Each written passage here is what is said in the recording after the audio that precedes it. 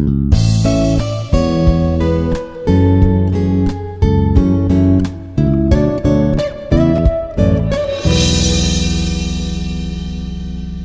everyone, myself Bidyutlata Sahoo, working as an assistant professor in the Department of CSC, Artificial Intelligence and Machine Learning at Institute of Aeronautical Engineering, Hyderabad. In this video lecture, I'm going to discuss about few questions from the question bank on the topic robotics, which is our fifth module on the course Applied Artificial Intelligence. These are the course outcomes. After the completion of the course, students can identify the components and the operation of intelligent agents for handling uncertainty in diverse applications. And one more CO is there, course outcome. After the completion of the course, student can select the AI technologies for enhanced learning, reasoning, and perception to simulate or approximate human intelligence. Now let me discuss few questions in this video. The first question is, explain the significance of communication in multi-agent system. Communication means communication between the agent. Here the agent is nothing but the robot, or it is a mechanical device, or it is a AI software or AI application. If multiple agents are there, how they communicate and what is the significance of communication in multi-agent environment, that we'll discuss. So multi-agent system, it consists of multiple intelligent agents that interact and cooperate to achieve the individual or shared goals. In such type of systems, communication is a vital component that enables the coordination, collaboration, and conflict resolution among the agents. So why it is called as a multi-agent system? Because multiple robots or multiple intelligent agents, we can consider ourselves as an agent, but as the topic is related to robotics or intelligent agents, so robot is itself considered as an intelligent agent. Multiple robots, they can perform their different tasks by coordinating, collaborating, and conflicting resolution among different agents. So these are why the communication matters, why the communication is needed between the multi-agent systems. So these are the points you need to elaborate.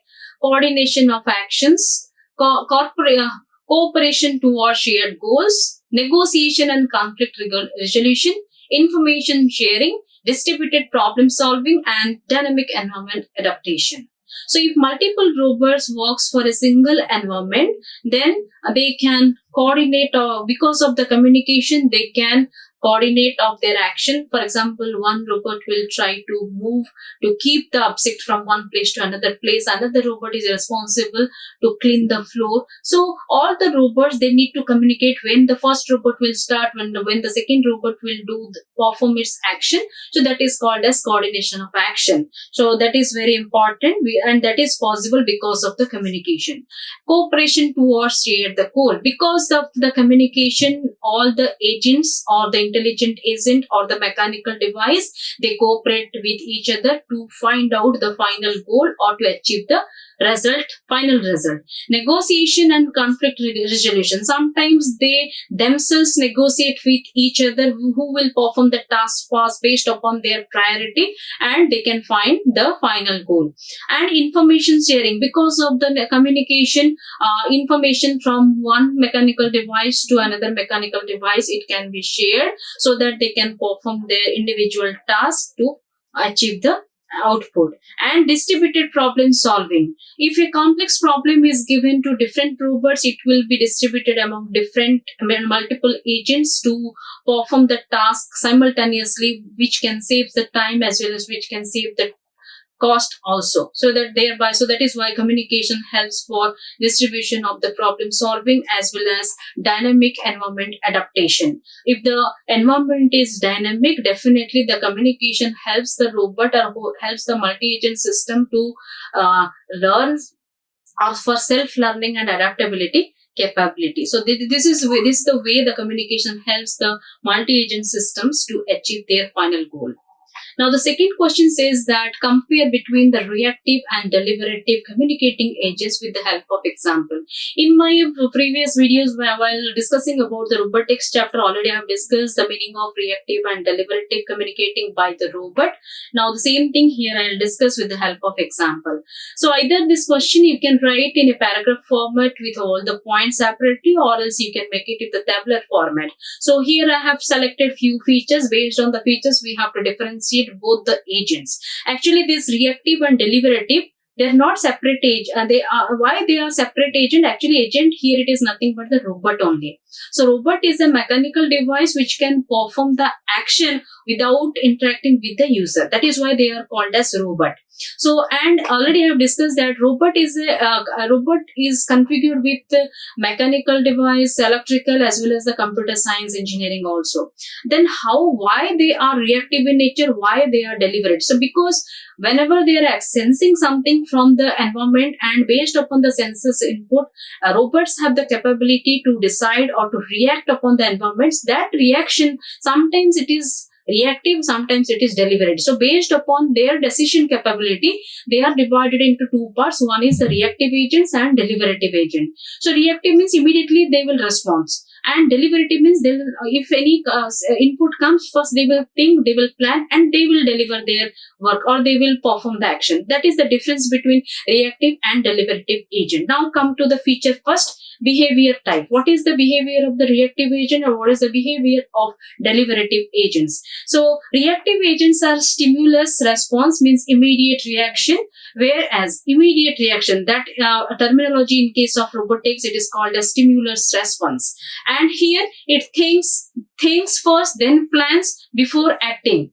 Now if you normal example, if you take if you ask any question to the students, some students are there in the they will react without thinking. They will give some answer they will give. So those people are reactive in nature. Few students, they will think first, they will analyze what the teacher has asked, accordingly the appropriate answer he or she has to give. So it may be correct, may not be correct like the reactive person, but it takes some time to do the plan, then only the person will give the answer. So same way the intelligent agent, here the mechanical device or the robot works. So based upon the behavior, the reactive agents, they perform the immediate action, whereas the deliberative agent, they think, they perceive the input through the senses, they plan before acting. Now based upon the communication style, second feature is the how they communicate. The communication is minimal and it is indirect. If there is any communication is there, they don't communicate with anybody, with the environment also. Directly they react. And deliberative agent, they are rich explicit communication with the reasoning, because they communicate with the other part of the system, and because of the planning. So that is why for reasoning also, that is why they are very rich in communication style, therefore explicit communication. Now what is the internal model of the reactive system and deliberative system? The internal model is no internal model of the environment here, but it maintains the internal symbolic model of the world.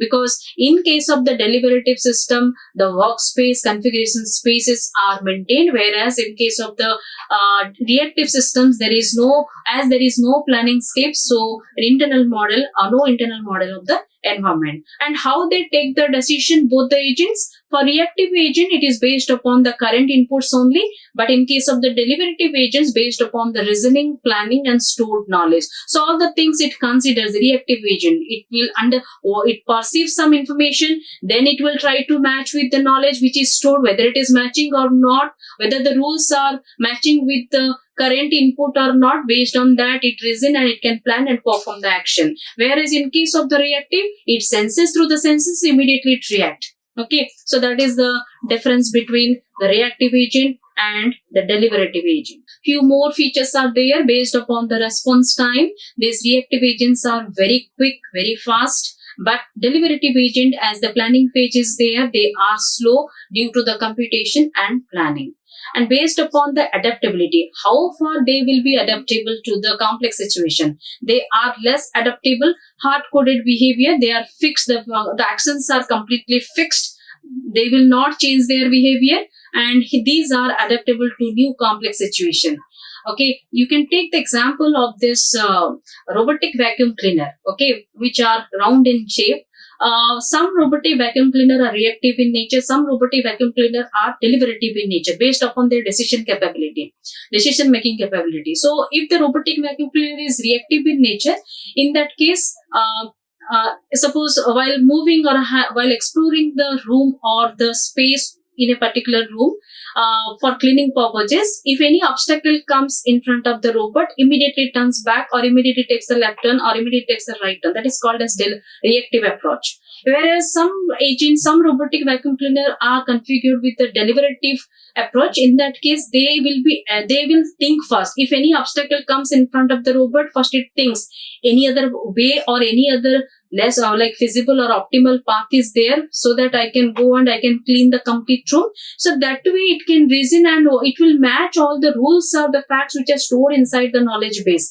So it will try to find out, it will try to correlate with the knowledge, then it will try to find out the optimal path or the free space. Through that, after that it can perform the action. So that is the best example of the reactive agent and the deliberative agent. And based upon the use of communication, so there is no communication for the reactive agent. They are very rare, may broadcast simple signals. Okay, but in case of the deliberative system, it uses the structured dialogues and negotiation protocol. Some rules and facts are used. That is why it is given as the negotiation protocol. And based upon the complexity, the reactive agent, it is very simple, receives the input, perform the action. So that is why complexity is very less, whereas in case of the deliberative agent, complexity is high because it has to receive the input, it has to coordinate with the knowledge of the knowledge base, then it has to perform the reasoning, then it can perform the action. So it takes lots of time as well as cost also. So the complexity is too high. And based upon, now you can see the example here, robot avoids obstacle by turning on contact. Here, if the mechanical device or agent is configured with the deliberative agent, then robot plans the best path around the obstacles using a map. And using typical domain like real-time robotics or swarm systems, here the typical domain are strategic planning, multi-agent cooperation. So this is all about the difference between the reactive agent and deliberative agent. I hope you might have understood now what is the meaning of reactive and deliberative. Now come to question number 3. Classify different types of sensors used in robotics based on their function. Actually, already I have discussed in my previous videos what is the meaning of sensor in robotics. Sensors are the hardware component which enables the robot to receive the data from the environment. Okay, some sensors are passive sensors, some sensors are active sensors. Already I have discussed, and if you want the complete information about the sensors, you can watch my previous videos for robotics. So here I will discuss different types of sensors used in the robotics based on their functionality. Now we'll see what are the different types of sensors are used in robotics. First one is proprioceptive sensors. So why the name is called as proprioceptive sensors? Because these sensors provide information about the robot's internal state. So internal state, how it can find, like the position sensing, one of the function is how it can find the position. Okay, so for that you can see the example, the encoders and the potentiometers are used. The purpose is to detect the joint angles or wheel position. So position sensing is one of the function of the proprioceptive sensors. Another one is velocity sensing, okay, which can sense the with what velocity the robot can move. Like the example is tachometers and optical encoders, which measure the rotational speed of motors or joints. And force or torque sensing. So example is strain gauge and force torque sensors, which detect the internal force at joints and end effectors. So here what I'm trying to tell here, for like proprietary sensors which can understand or which can give the information about itself, about the robot itself, that means the internal state. So again, different sensors are used based on their functionality. One is position sensing, velocity sensing, force or torque sensing. So these you can mention, as well as few examples of for the position sensing as well as why it is used, that you can write. Same thing for the next type of sensor is exteroceptive sensors. Exteroceptive sensors, as the name it implies, it can provide the information about the external environment. Okay, proprioceptive, it gives the internal state. Exteroceptive sensors provide information about the external environment. So for these sensors, different types of sensors based on their functionality like distance or range detection, vision, sound, touch sensing. Okay, touch sensing, which is called as the pressure sensor actually. Now for distance and range detection, ultrasonic sensors are used, LIDARs, infrared. It can measure the distance to the obstacle from the robot, how far the obstacle is present, it can measure. That is why the distance range detection sensors are used. Vision sensors are used as it is in the name is called as the vision sensor. It uses the light sensor. So for example, the cameras, RGB, depth and stereo, machine vision, so whose purpose is recognize the object, track mission and interpret the senses. And sound sensors are there, or the noise sensors we can say, like microphone and sonar sensors, which can detect the sound cues and localize the resources. Pressure sensors are the touch sensors, like in our mobile phone pressure sensor is there. We can touch the screen and we can drag the icons. So that is because of the touch sensor. So bump switches or tactile arrays are the example of these touch sensors. So it can detect the contact with the objects or surfaces. So this is about your exteroceptive sensors, which can provide the external environment, information about the external environment. Similarly, navigation and localization sensors are also used in robotics, which can provide the location of the robot as well as the orientation tracking information. Location means where the robot is present and in what angle the robot can move. That is called as orientation. Orientation along x-axis or y-axis or z-axis, and how many degrees of freedoms are there for a particular robot, in what way the mechanical arm can move. Each independent movement of the mechanical arm, as I already discussed in my previous video, is called as degree of freedom. So all kind of informations this type of sensors can give, navigation and localization sensors. So in this navigation and localization sensors, one of the based upon the functionality, position tracking sensors are there, orientation motion is there, and localization.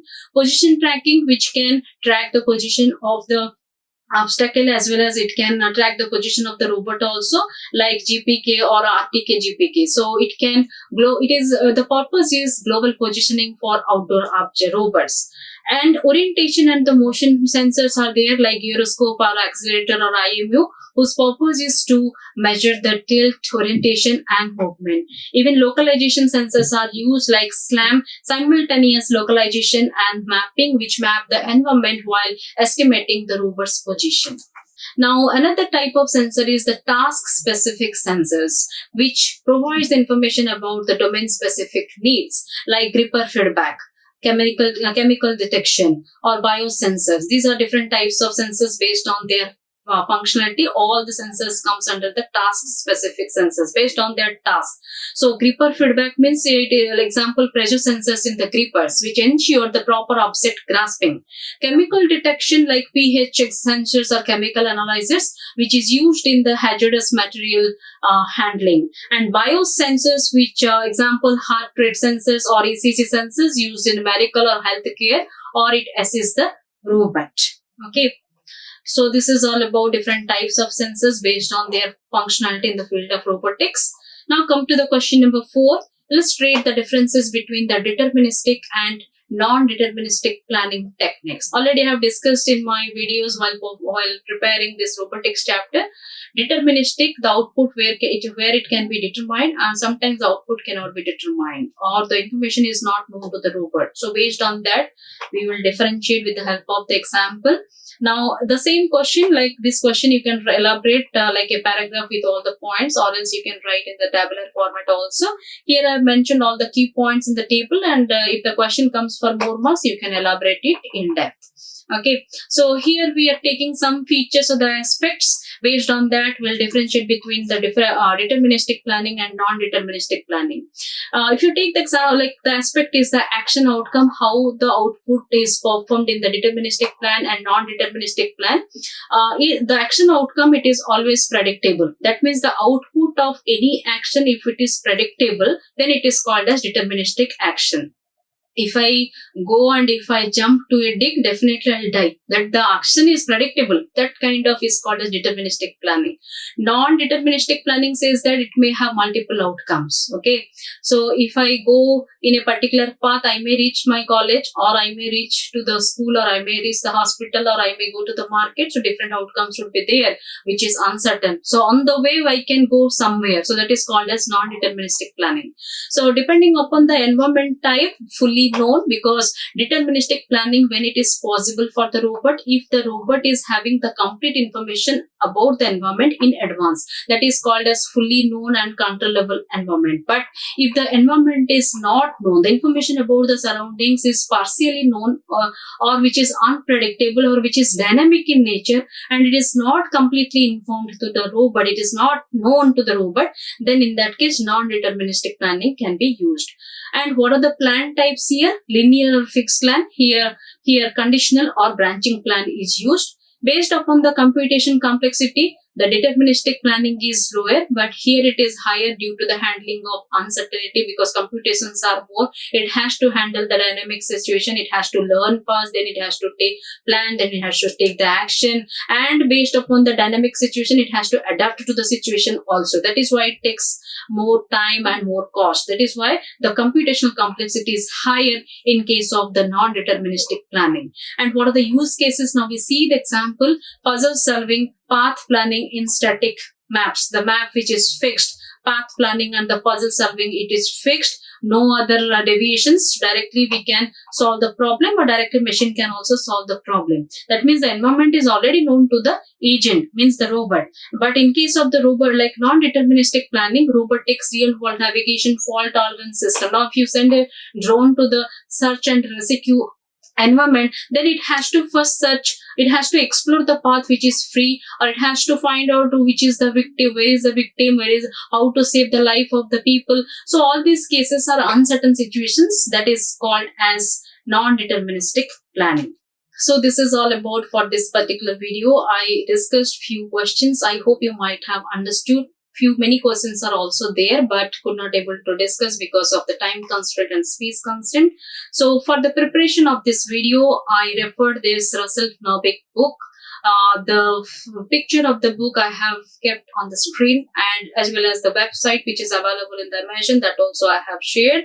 I hope you might have enjoyed. And if you want all the answers of all the questions which are given in the question bank, then you can refer the previous videos which I have already shared, that you can watch it so that you can understand the clarity of all the concepts, so that you can able to write all the answers by your own. No need to mug up anything. So thank you so much. Like, share and subscribe. Hit the bell icon for more updates.